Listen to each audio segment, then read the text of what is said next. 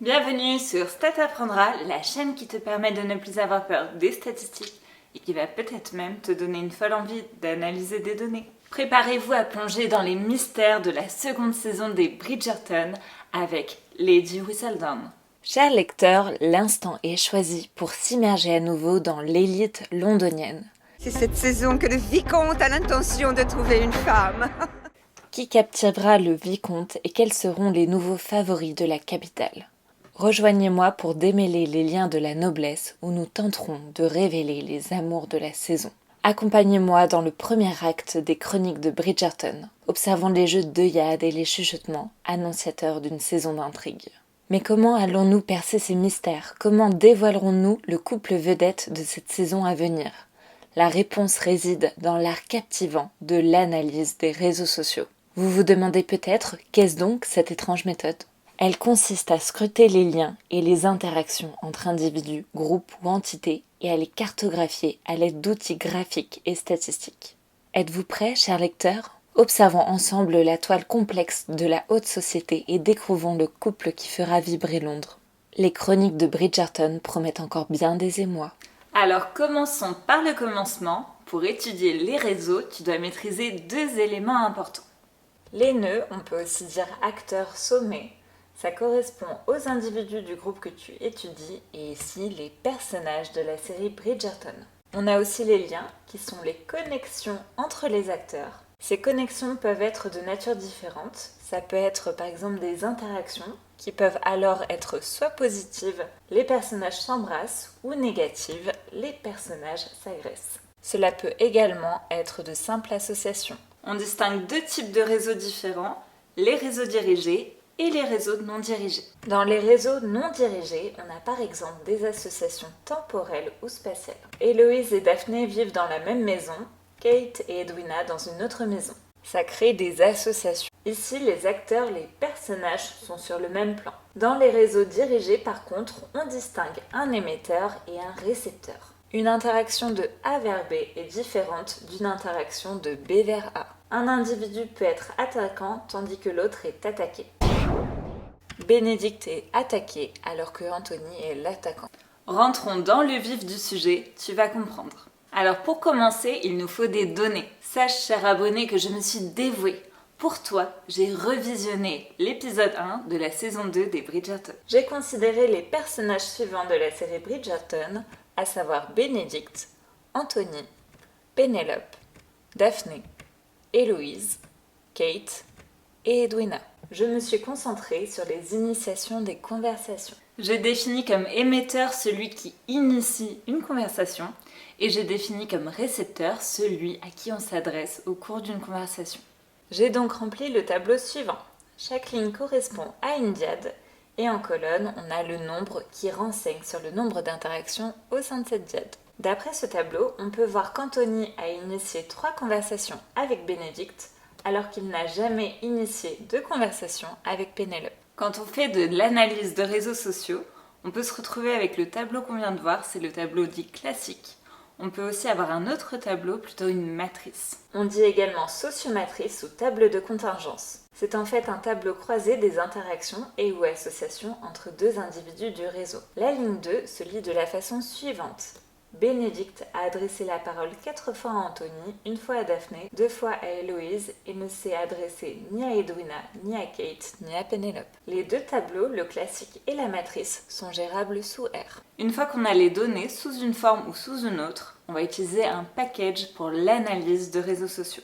Le plus connu sur R est sans doute le package iGraph. Pour que ce soit un peu plus simple à comprendre dans un premier temps, j'ai considéré le sous-tableau avec les célibataires intéressants de la saison, à savoir Anthony, Bénédicte, Edwina et Kate. Voici le tableau qui résulte des interactions.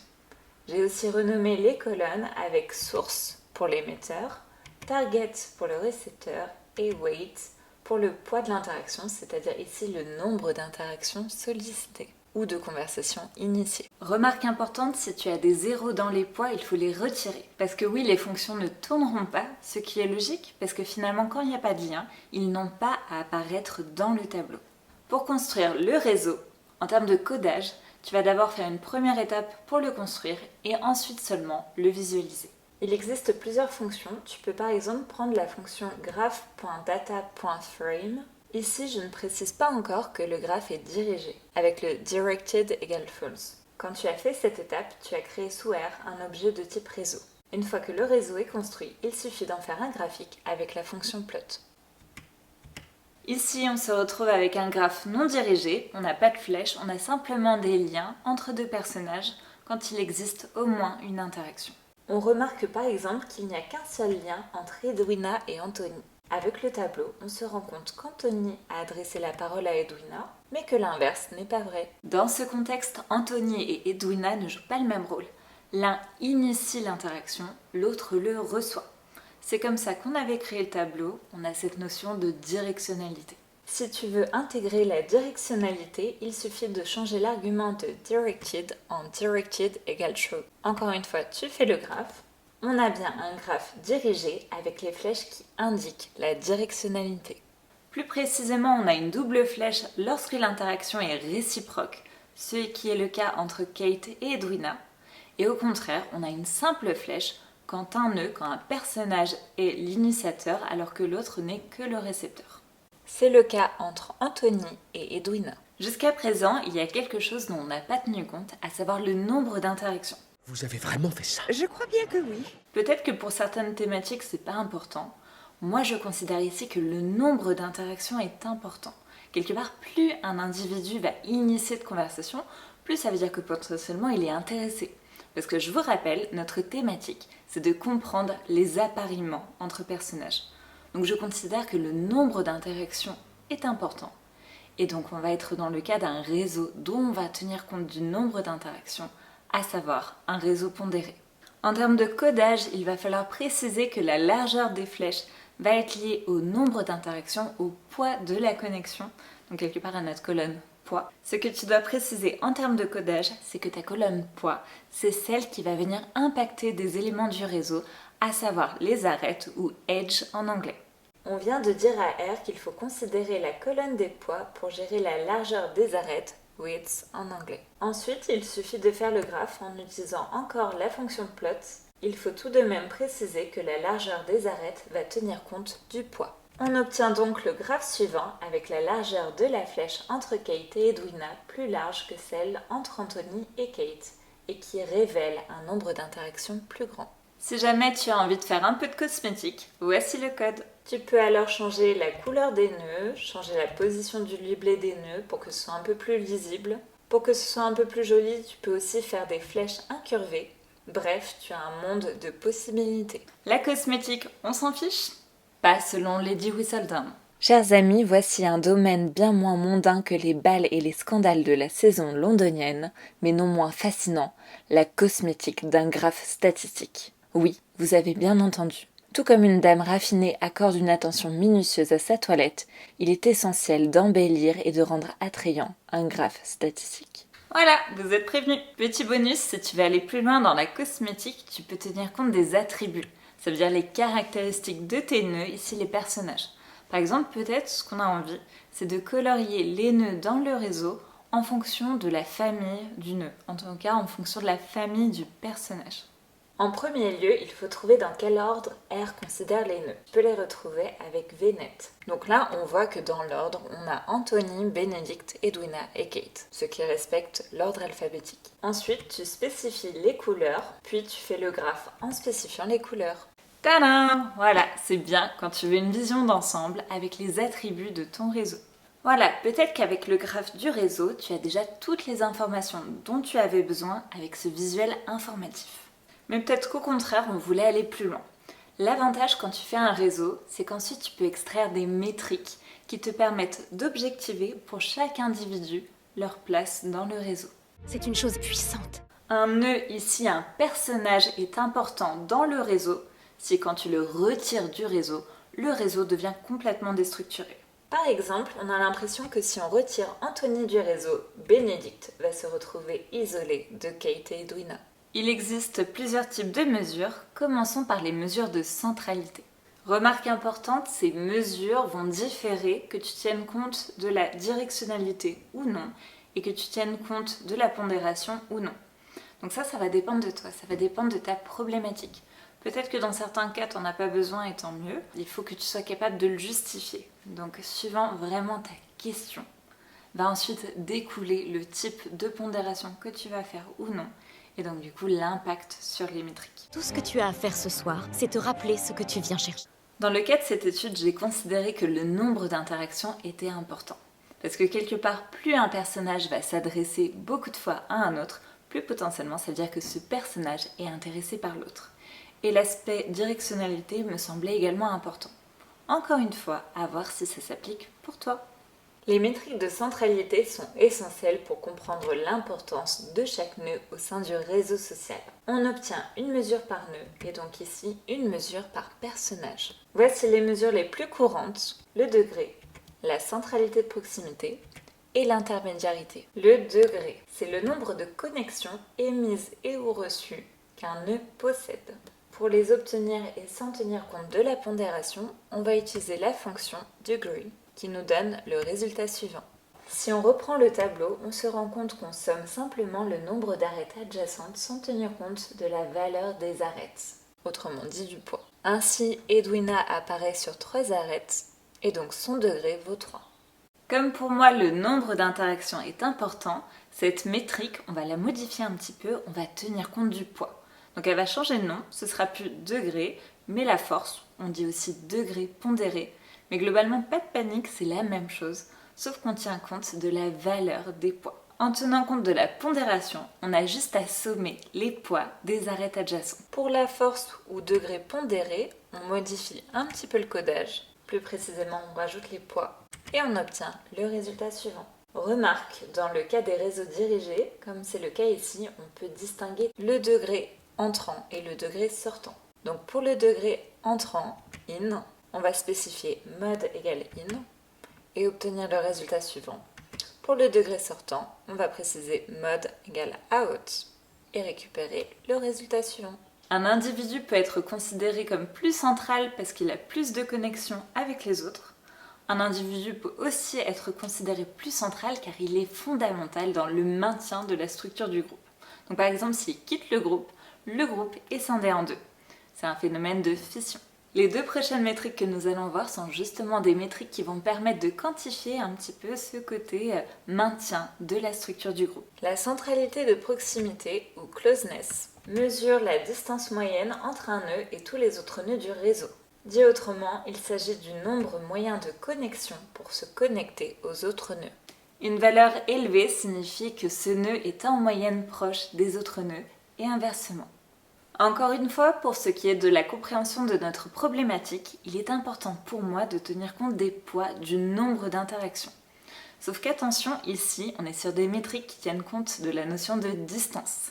Donc il faut tenir compte des poids, mais attention, pas en valeur directe. Au niveau sociologique, plus on interagit un grand nombre de fois, plus quelque part on est proche, donc plus la distance est courte. Donc finalement, entre le nombre d'interactions et la distance, il va y avoir un rapport d'inverse. Dit autrement, je suis plus proche de quelqu'un avec qui j'ai interagi 4 fois que quelqu'un avec qui j'ai interagi une fois.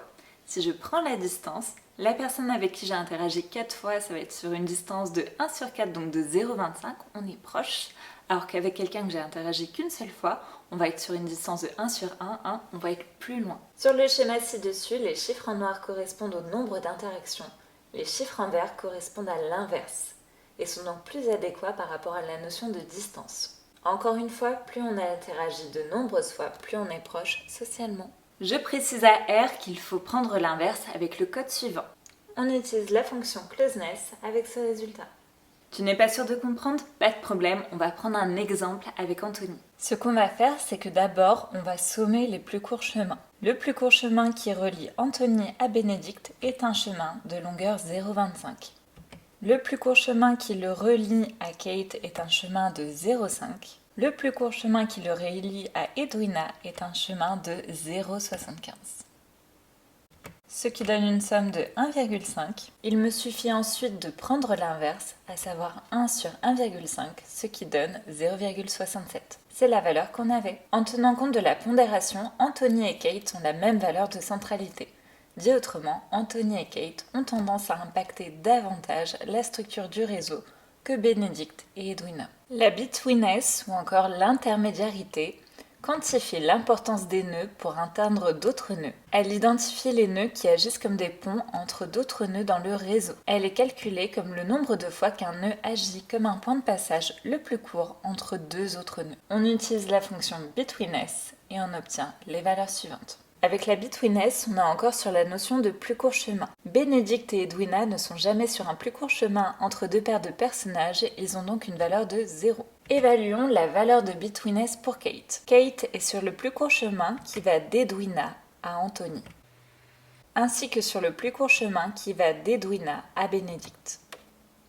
Kate est aussi sur le plus court chemin entre Anthony et Edwina. Attention, il faut bien tenir compte de la longueur du chemin, ici l'inverse. Kate est aussi sur le plus court chemin qui va de Bénédicte à Edwina. Kate a donc une valeur de betweenness de 4. De la même façon, je te laisse faire l'exercice pour Anthony, tu trouveras la valeur de 4. Encore une fois, Anthony et Kate ont tendance à impacter davantage la structure du réseau que Bénédicte et Edwina. Si tu creuses un peu la thématique des réseaux sociaux, tu verras qu'il existe d'autres métriques comme le Eigenvector Centrality ou encore le PageRank. Nous venons de voir les métriques à l'échelle individuelle. Il peut être aussi intéressant d'avoir des métriques plus globales à l'échelle du réseau. En voici deux majoritaires, la taille du réseau et la densité. La taille du réseau correspond au nombre de nœuds. C'est facile, ici 4 personnages, on a donc un réseau de taille 4. La densité d'un réseau, c'est quoi? Comprenons d'abord les enjeux. Plus le réseau est dense, plus les membres sont susceptibles d'être connectés les uns aux autres. Et si les uns aux autres sont bien connectés, ça peut faciliter le partage d'informations, la communication, ce genre de choses. Cependant, dans un réseau, il est rare que tous les membres soient connectés strictement les uns aux autres. Ainsi, la densité dans un réseau peut varier considérablement, et donc ça peut être intéressant de la quantifier. Mathématiquement, on estime la densité en considérant le nombre de liens du réseau divisé par le nombre de liens possibles. Sans tenir compte de la pondération qui n'a pas de sens pour la densité, voici le code. On utilise la fonction ageDensity qui nous permet d'avoir la valeur suivante. Si tu veux être sûr de comprendre le calcul, on peut le refaire ensemble. Donc rappelle-toi, densité, c'est le nombre de liens du réseau divisé par le nombre de liens possibles. Pour le nombre de liens du réseau, tu as juste à les compter graphiquement, ça correspond aussi à la longueur de ton tableau, ici 7. Le nombre de liens possibles correspond au nombre de personnages multiplié par le nombre de personnages moins 1. Bah oui, quelque part c'est logique. Chaque personnage peut se connecter avec tous les autres. Tu arrives donc à 4 x 3 égale 12 liens possibles. Il n'y a plus qu'à faire le ratio et tu retrouves la valeur. En résumé, la densité quantifie la proximité des relations entre les individus d'un réseau en tenant compte du nombre de connexions qui existent, qui sont effectives, et du nombre de connexions potentielles. C'est un concept important pour comprendre comment l'information se propage au sein d'un niveau, comment les groupes se forment, comment on forme des communautés, ce genre de choses. Très ingénieux, madame. Certes, c'est pour ça que j'y ai pensé. Alors on vient de voir la théorie des réseaux avec les différentes métriques qu'on peut calculer. Par contre, Lady Whistledown te rappelle qu'on avait une problématique à gérer. Vous ai-je manqué? Chers lecteurs, entre analyse sociale et spéculation, un couple émerge, Anthony Bridgerton et Kate Sharma. Leur connexion scintillante dans notre réseau d'élite surpasse toutes les autres, telle une constellation dominante dans notre firmament mondain. Anthony et Kate, par leurs interactions fréquentes et leurs ententes évidentes, semblent prêts à unir les maisons Bridgerton et Sharma. Les signaux sont là et tous les yeux sont braqués sur eux. La question persiste. Assisterons-nous à leur union? Je resterai bien entendu votre source privilégiée, disséquant avec finesse les affaires de cœur. Voilà, j'espère que tu n'es pas spoilé et que maintenant tu t'appropries un petit peu plus les concepts et surtout les applications des réseaux sociaux. On est d'accord, c'était un tout petit réseau avec les célibataires importants de cette saison, mais bien sûr tu peux reprendre le code et utiliser l'ensemble des personnages. Voici le réseau complet. Voilà, on espère que cette vidéo t'a plu. Si c'est le cas, n'hésite pas à mettre un pouce en l'air et à t'abonner si ce n'est pas déjà fait. À bientôt!